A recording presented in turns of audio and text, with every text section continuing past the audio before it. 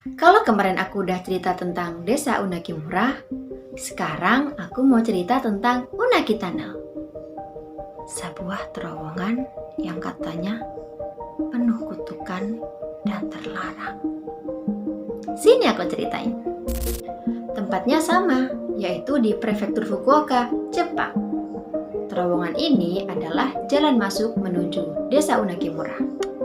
Unaki Tunnel sendiri adalah terowongan tua yang dibangun pada tahun 1949 dan terletak di daerah pegunungan terpencil.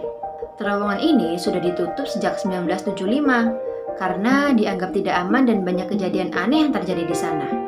Salah satu kejadian yang paling terkenal terjadi pada tahun 1988. Sekelompok pemuda menyiksa dan membakar hidup-hidup seorang pria di dalam mobil tepat di dalam terowongan. Kejadian ini beneran terjadi dan jadi kasus kriminal terkenal di Jepang. Sejak saat itu, Unaki Tunnel benar-benar dikenal sebagai tempat kutukan. Pemerintah bahkan menutup akses ke terowongan pakai beton dan pagar, karena banyak orang datang buat uji nyali, dan sering kejadian orang hilang, kecelakaan aneh, alat elektronik rusak, dan terdengar suara-suara aneh. Tapi tetap saja, para konten kreator Jepang sering mencoba datang diam-diam. Dan hasilnya, kamera tiba-tiba mati. Lalu ada yang dengar suara, "Tolong aku!"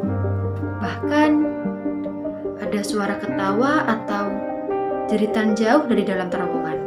Warga lokal sendiri tidak mau membahas tentang tempat ini karena dianggap membawa kutukan. Jadi, buat kalian yang mau uji nyali di Jepang, jangan lupa mampir ke Unaki Tunnel ya. Tapi, jangan sendirian.